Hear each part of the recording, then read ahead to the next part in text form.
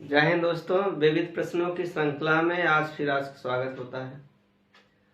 आज स्वागत किया जा रहा है आपको होली के इस पर्व में। कुछ विविध प्रश्न हम पढ़ लेते हैं। आपकी स्क्रीन के सामने कुछ प्रश्न दिखाई दे रहे हैं। इससे संबंधित, इससे जुड़े या इससे रिलेटेड या इससे आगे पीछे बहुत से ढेर सारे प्रश्न आज हम आपको करवाएंगे। कम से कम 5-5, 6-6 प्रश्न इन्हीं के साथ साथ। बस आपसे रिक्वेस्ट है कि आप जब भी वीडियो देखिए तो पेन कापी कलम लेकर के बैठिए, क्योंकि यहाँ पर स्क्रीन डिजिटल बोर्ड तो है नहीं है कि प्रश्न लिखे होंगे और आपको बस स्क्रीन खिसकाया जाए और आप देखते जाओ। इसलिए आप कलम चलाएंगे, क्योंकि हम भी कलम चलाएंगे, आपको लिखना पड़ेगा। ठीक है, चलिए स्टार्ट करते हैं। सबसे पहला पॉइंट देखें कि भूकंप की दृष्टि से भारत के 2 अति संवेदनशील क्षेत्र कौन है। तो सबसे पहले जानेंगे भूकंप क्या होता है, तो इसके विषय में थोड़ा जान लीजिए। भूकंप को अर्थक्वेक कहते हैं। भूकंप को क्या कहते हैं? भूडोल या फिर अर्थक्वेक कहते हैं।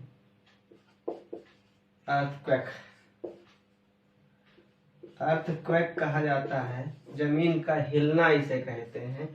एक यंत्र होता है सिस्मोग्राफ।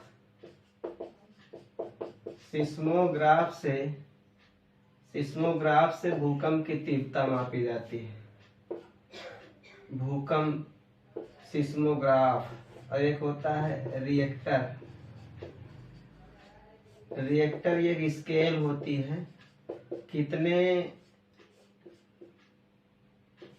सेंटीमीटर भूकंप आया, तीव्रता कितनी आई, ये रिएक्टर से मापा जाता है। भूकंप आया, ये सिस्मोग्राफ बताता है। फिर सुनेंगे, सिस्मोग्राफ से भूकंप आया ये महसूस किया जाता है। रिएक्टर से ये मापा जाता है कितने तीव्रता का भूकंप आया।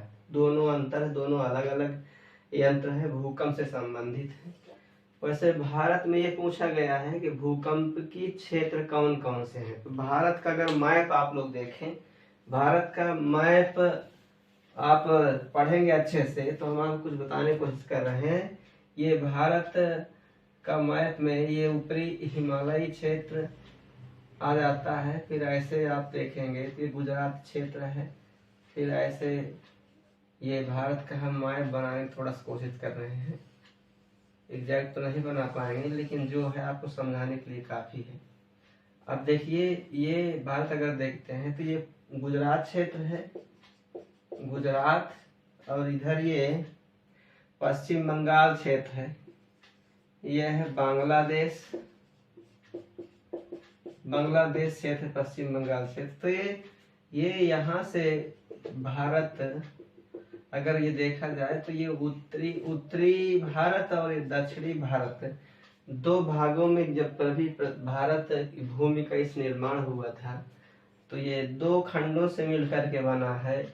इधर वाला जो है ये अफ्रीका महाद्वीप क्षेत्र से आया है और धीरे धीरे इधर खसकते हुए यहाँ तक आया और भारत की जमीन से जुड़ा। और ऊपर जो है एशियन प्लेट जो होते हैं आपके चीन और क्षेत्र में, एशियन प्लेट, यूरोपियन प्लेट जो है इधर से ये आया। तो इस प्रकार से भारत ये 2 खंडों में यहाँ पर जुड़ा। तो इसलिए ये क्षेत्र जो है गुजरात क्षेत्र और इधर ये हिमालयी क्षेत्र, ये दोनों भूकंप की दृष्टि से अति संवेदनशील क्षेत्र हैं। तो ज्यादातर आप गुजरात क्षेत्र में, कच्छ क्षेत्र में भूकंप के झटके महसूस किए जाते हैं। और अपना दिल्ली एरिया जो है यहाँ पर, ये भी भूकंपी क्षेत्र में आता है। अरावली पहाड़ी वगैरह यहाँ पर है। और ये हिमालयी क्षेत्र, तब इससे ज्यादा अति संवेदनशील भारत में और कोई स्थान नहीं है। ज्यादातर गुजरात क्षेत्र है और हिमालयी क्षेत्र। दिल्ली क्षेत्र भी भूकंपी जोन में आ जाता है। भूकंप वैसे हर जगह राज्यों में इधर भी हैं, लेकिन उस हिसाब से नहीं जितना यहाँ पर है। तो आपसे कभी भी ये प्रश्न पूछा जाए तो आप बताएंगे कि भारत में भूकंपी क्षेत्र जो है हिमालयी क्षेत्र है और गुजरात क्षेत्र।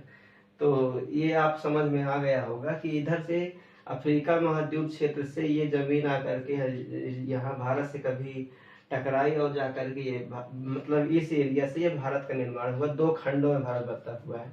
इसका एक कारण और भी है। यहाँ पर जो आज ये हिमालयी क्षेत्र है ना, तो हिमालय क्षेत्र पहले यहाँ का कालांतर मतलब और अगर पीछे जाए तो यहाँ पर एक सागर था जिसे हम तेथिस सागर कहते हैं, और उसमें दबाव वलन की वजह से वो तेथिस सागर के ऊपर एक मोड़दार पर्वतों का निर्माण हुआ जिसे हम वलित पर्वत कहते हैं। इसीलिए हमारा हिमालयी क्षेत्र जो है ये वलित पर्वत का उदाहरण है।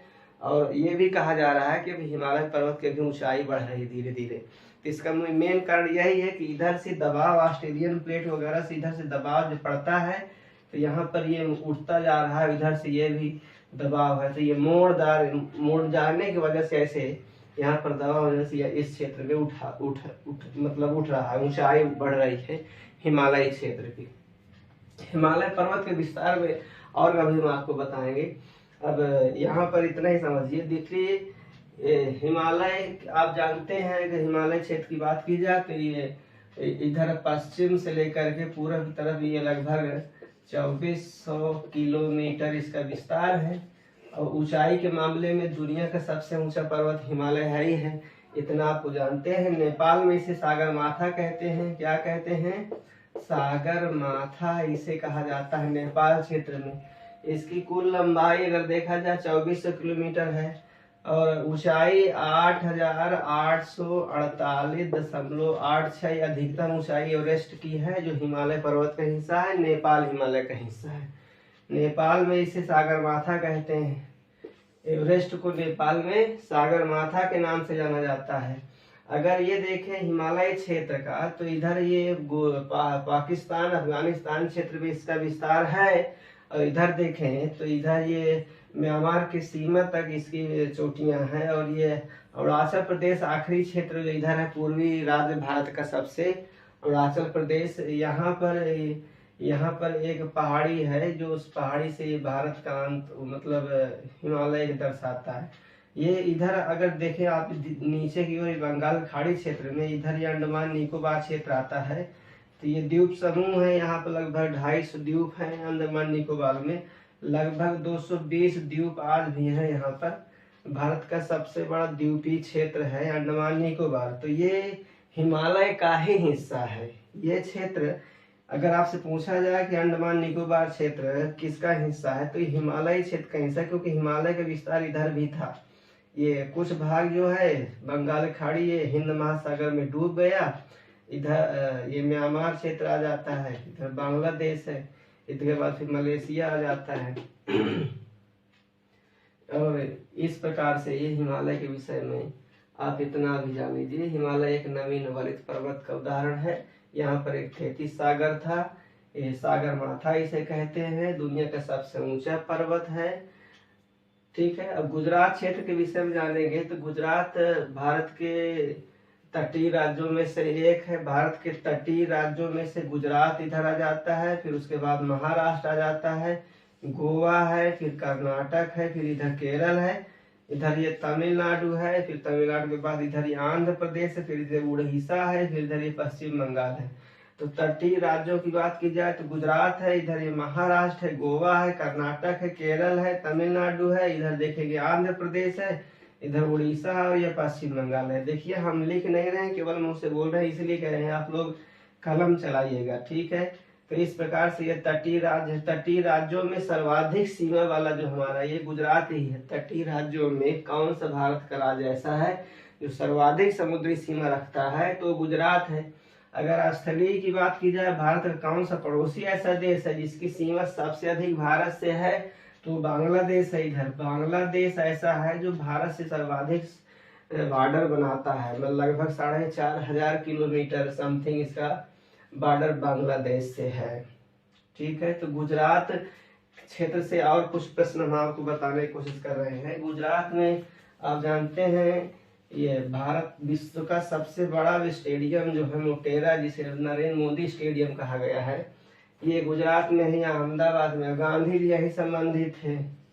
तो गांधी जी के विषय में आप कुछ प्रश्न जान जाएंगे कि गांधी जी हमारे राष्ट्रपिता हैं, देश को आजादी दिलवाई और देश को सत्य और अहिंसा और दुनिया का पाठ पढ़ाया। 2 अक्टूबर गांधी जयंती मनाई जाती है। गांधी जी जो थे ये 21 वर्ष के लिए गए थे दक्षिण अफ्रीका।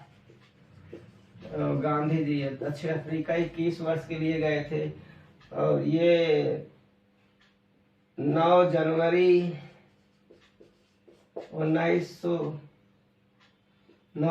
1915 को वापस आए थे और इसीलिए प्रवासी दिवस मनाया जाता है। भारतीय प्रवासी दिवस 9 जनवरी को मनाया जाता है। दक्षिण अफ्रीका से वापस आने में लंदन में उनकी पढ़ाई हुई थी और भारत में सबसे पहले आकर के 1916 में इन्होंने साबरमती आश्रम का निर्माण करवाया था। साबरमती आश्रम कहाँ आप जानते हैं? साबरमती नदी पर है। और गांधी जी ने 1917 में सबसे पहले चंपारण यहाँ पर आंदोलन शुरू किया था। पहला सत्याग्रह चंपारण सत्याग्रह गांधी जी का था। राजकुमार शुक्ल एक बिहार के किसान थे। इन्होंने तिलकठिया जो मतलब नील की खेती से संबंधित जो विवाद था उसको निपटाने के लिए गांधी जी 1917 में चंपारण में इकट्ठा हुए थे। मतलब वहां पर और लोग सब इकट्ठा हुए थे किसानों के सहयोग के लिए। तो सबसे पहला सत्याग्रह इनका ये था। गांधी जी के विषय में आप जान लीजिए कि इन्होंने फिनिक्स आश्रम की स्थापना की थी। फिनिक्स आश्रम। और ये फिनिक्स आश्रम कहाँ? डरबन में। डरबन कहाँ है? दक्षिण अफ्रीका क्षेत्र में आता है। फिनिक्स आश्रम की स्थापना की थी गांधी जी ने। माई एक्सपेरिमेंट विद ट्रूथ इनकी किताब है। माई एक्सपेरिमेंट विद ट्रूथ, सत्य के साथ मेरे प्रयोग। हरिजन इनकी एक पत्रिका है। हरिजन। यंग इंडिया इनकी एक रचना है गांधी जी की। हरिजन है इनकी। माई एक्सपेरिमेंट विद ट्रूथ है। इसी प्रकार से बहुत से ढेर सारी किताबें उन्होंने लिखा था गांधी जी के विषय में। ये कुछ प्रश्न थे। अब देखिए अगला प्रश्न देख लेते हैं। भारत के प्रमुख ज्वालामुखी कौन कौन? ज्वालामुखी तो आप जानते हैं जमीन के अंदर से निकलने वाला आग का एक प्रकार का ज्वाला जो निकलती है भाप के रूप में, गैस के रूप में। उसके साथ खनिज तत्व भी होते हैं जमीन के अंदर से, मिनरल्स। तो एक प्रकार का जमीन के अंदर का ये ऊर्जा का प्रकट होना ज्वालामुखी कहलाता है। ज्वालामुखी 3 प्रकार के होते हैं। सक्रिय ज्वालामुखी, निष्क्रिय ज्वालामुखी और एक सुषुप्त ज्वालामुखी। तो अगर ये आपसे ये पूछा जाए कि भारत में ज्वालामुखी क्षेत्र कौन कौन है तो आप बताएंगे कि 2 स्थान पर हैं। एक जो नारकोंडम है, एक बैरन द्वीप है। नारकोंडम ये सुषुप्त ज्वालामुखी है, बैरन द्वीप सक्रिय ज्वालामुखी है। दोनों ये बंगाल खाड़ी क्षेत्र में हैं और दोनों ही अंडमान निकोबार क्षेत्र में पाए जाते हैं। तो ज्वालामुखी के दृष्टि से भारत में ज्यादा नहीं, दुनिया का सबसे बड़ा ज्वालामुखी जो है स्ट्राम्बेली है। आपको ये मालूम होना चाहिए सबसे बड़ा ज्वालामुखी स्ट्राम्बेली ज्वालामुखी भूमध्य सागर में है। स्ट्राम्बेली ज्वालामुखी ये भूमध्य सागर का प्रकाश स्तंभ कहते हैं। इटली क्षेत्र में है। इटली की राजधानी रोम है। टाइबर नदी के तट पर रोम है। टाइबर नदी के तट पर ये रोम स्थित है। अगर पूछा जाए सबसे ऊंचा ज्वालामुखी पर्वत जो है वो कोटापैक्सी है। सबसे ऊंचा ज्वालामुखी पर्वत ये इक्वाडोर में है। इक्वाडोर एक देश है जो दक्षिणी अमेरिका में आता है। और आप लोगों को पता है एंडीज पर्वत जो है ना, एंडीज पर्वत ये दुनिया का सबसे लंबा पर्वत श्रृंखला है। सबसे लंबी पर्वत श्रृंखला है, सबसे लंबी है। लगभग 7200 किलोमीटर इसकी लंबाई है। यह पूछा जा सकता है। जल्लीकट्टू पर्व किस राज्य से संबंधित है? तमिलनाडु से संबंधित है। इसके विषय में थोड़ा जानेंगे। जल्लीकट्टू पर्व जो है किस राज्य से संबंधित है? तो तमिलनाडु से संबंधित है। आपसे प्रश्न पूछा जा सकता है। इसमें बैल से आदमी का युद्ध होता है। एक प्रकार का युद्ध प्रक्रिया है। ये खतरनाक है। भारत सरकार इस पर रोक लगाई हुई थी, लेकिन फिर भी तमिलनाडु सरकार ने कहा कि हमारे धर्म के साथ किसी प्रकार का खिलवाड़ नहीं किया जाएगा वहाँ के लोगों के द्वारा, इसलिए हाईवे फिर ये इसको फिर से रोक बहाल कर दिया गया और ये आज भी मनाया जाता है। तो एक है कम्बाला रेस, और ये भैंसा रेस होता है। भैंसा रेस एक प्रकार का त्योहार ये है जिसमें भैंसों को सजा करके पानी वाले खेत में से रेस किया जाता है। इसमें जो जीतता है उसे विजेता घोषित किया जाता है। सेफ्रान जो है ये क्या है, इसके विषय में समझेंगे। सेफ्रान को हम केसर कहते हैं, केसर, और ये पुष्प के वर्तिकाग्र से प्राप्त होता है। पुष्प के वर्तिकाग्र से, स्टिग्मा कहते हैं, इससे प्राप्त होता है। आपसे पूछा जाए केसर पौधे के किस भाग से प्राप्त होता है, तो पुष्प के वर्तिकाग्र से। और केसर का खेती हमारे यहाँ जम्मू कश्मीर में सबसे अधिक होती है। जम्मू कश्मीर में एक प्रकार का मसाला के रूप में ये यूज किया जाता है। सेफ्रान कहते हैं, केसर कहते हैं। कांडला बंदरगाह का दूसरा नाम क्या है, तो कांडला बंदरगाह पंडित दीन दयाल उपाध्याय बंदरगाह, ये गुजरात में है। कांडला बंदरगाह गुजरात में है। अगर आपसे पूछा जाए भारत का सबसे गहरा बंदरगाह तो कौन सा है, सबसे विशाखापत्तनम है। विशाखापत्तनम सबसे गहरा बंदरगाह है। अगर आपसे पूछा जाए सबसे बड़ा बंदरगाह तो आप बताएंगे जहां पर ज्यादा सामान आयात निर्यात होता है तो मुंबई बंदरगाह। अगर आपसे पूछा जाए भारत का सबसे प्राचीन बंदरगाह तो आप बताएंगे चेन्नई बंदरगाह, ये सबसे प्राचीन बंदरगाह है। अगर आपसे पूछा जाए नदियों पर बने 2 बंदरगाह भारत के कौन है, तो एक बताएंगे पारादीप, नहीं एक बताएंगे आप ये मार्मा गोवा बंदरगाह जुआरी नदी पर है और ये गोवा में है। और एक बंदरगाह है कलकत्ता बंदरगाह जो है ये हुगली नदी पर है। तो भारत के 2 ऐसे बंदरगाह जो नदियों पर हैं, एक तो कलकत्ता बंदरगाह हुगली नदी पर है, एक मार्मागोवा बंदरगाह ये गोवा में है। गोवा की 2 प्रमुख नदियां आपको याद होना चाहिए, एक मांडवी एक जुआरी। तो मांडवी की सहायक नदी है जुआरी, जिसमें मार्मागोवा बंदरगाह है। अगला प्रश्न देखेंगे, 2.5 दिन का झोपड़ा कहाँ पर स्थित है, इससे संबंधित कुछ इतिहास से प्रश्न। देखिए विविध प्रश्नों में पढ़ने का तरीका हमारे हिसाब से तो ऐसे ही आप ऐसे पढ़ सकते हो। 2.5 दिन का झोपड़ा मतलब 2.5 दिन में झोपड़ा तैयार हुआ है। तो ये कुतुबुद्दीन ऐबक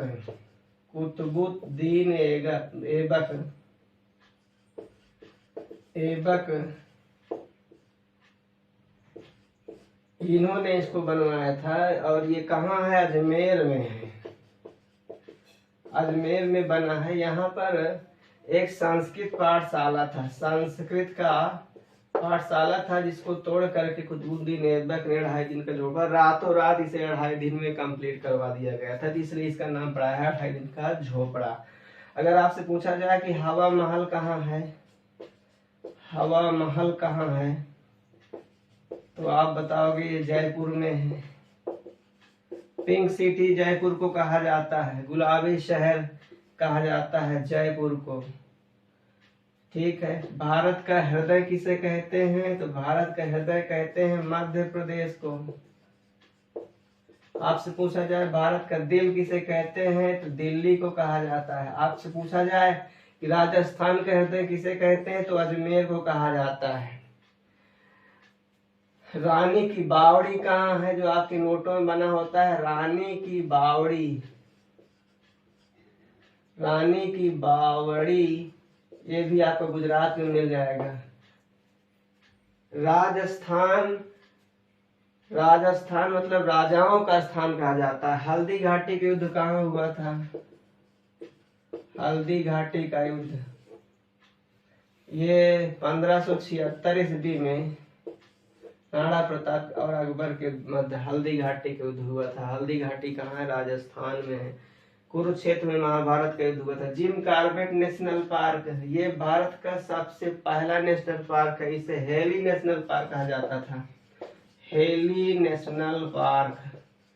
और ये 1935 या 36 में इसका निर्माण हुआ है। भारत का सबसे पहला नेशनल पार्क है। ये उत्तराखंड में है, चमोली जिला में है। इसके बाद अगर आपसे पूछा जाए बांदीपुर नेशनल पार्क कहाँ है, तो बांदीपुर कर्नाटक में है। अगर आपसे कहा जाए सलीम अली किस लिए प्रसिद्ध थे, सलीम अली किस लिए प्रसिद्ध थे? एक पक्षी विशेषज्ञ थे। इनके नाम पर अभयारण्य भी है, एक जम्मू कश्मीर में है, एक गोवा क्षेत्र में, सलीम अली पक्षी विहार। अगर आपसे पूछा जाए नवाबगंज पक्षी विहार कहाँ है, तो आपको बताना पड़ेगा ये उन्नाव में है। और उन्नाव कहाँ है? यूपी का एक जिला है, कानपुर लखनऊ के मध्य में आता है। नवाबगंज पक्षी विहार का नया नाम जो है चंद्रशेखर आजाद है, चंद्रशेखर आजाद इनके नाम पर है। अगर आपसे पूछा जाए कि अल्फ्रेड पार्क कहाँ है, अल्फ्रेड पार्क ये इलाहाबाद में। आनंद भवन कौन प्रधानमंत्री के लिए जाना जाता है? आनंद भवन इलाहाबाद में है। और ये हमारे first prime minister Pandit Jawaharlal और इंदिरा गांधी, इनकी पुत्री जो थी इंदिरा गांधी, इनसे संबंधित स्थल है। यहाँ पर ये कुछ विरासत चीजें रखी हुई। हीमोफीलिया के विषय में जानेंगे। देखिए विज्ञान से भी एक प्रश्न यहाँ पढ़ लीजिए इससे संबंधित। हीमोफीलिया एक ऐसा एक रोग है, तो हीमोफीलिया के विषय में आपको बताएं। हीमोफीलिया का मतलब रक्त का थक्का आसानी से न बनना, रक्त का थक्का आसानी से न बनना हीमोफीलिया कहते हैं। और ये एक आनुवांशिक रोग है। आनुवांशिक का मतलब जेनेटिक रोग, ऐसा रोग जिसका दवा इलाज कुछ संभव नहीं है। ये जेनेटिक है, ये पीढ़ी दर पीढ़ी डीएनए के माध्यम से, गुणसूत्रों के माध्यम से, जीन के माध्यम से कह सकते हो, ये एक पीढ़ी से दूसरी पीढ़ी में पहुंचता है। तो हीमोफीलिया एक आनुवांशिक रोग है। इसी प्रकार एक होता है कलर ब्लाइंडनेस। कलर ब्लाइंडनेस का मतलब होता है लाल हरा अंधापन। ऐसा रोग जिसमें लाल हरे रंग में भेद नहीं हो पाता है। ये आंख से संबंधित है, ये ब्लड से संबंधित है, तो आनुवांशिक रोग है। तो कहने का मतलब ये है कि आज विविध प्रश्नों की श्रृंखला में हम इतने प्रश्न लाए हैं। इससे संबंधित आपको लिख रहे हैं, ये 7-8 प्रश्न लिखेंगे। यहाँ पर आप ये देखे हैं, इससे संबंधित कई प्रश्न आपको सामने बताएं। बस वीडियो को देखिएगा, शेयर करिएगा और लाइक करिएगा, दोस्तों को शेयर करिए। जय हिंद, जय भारत।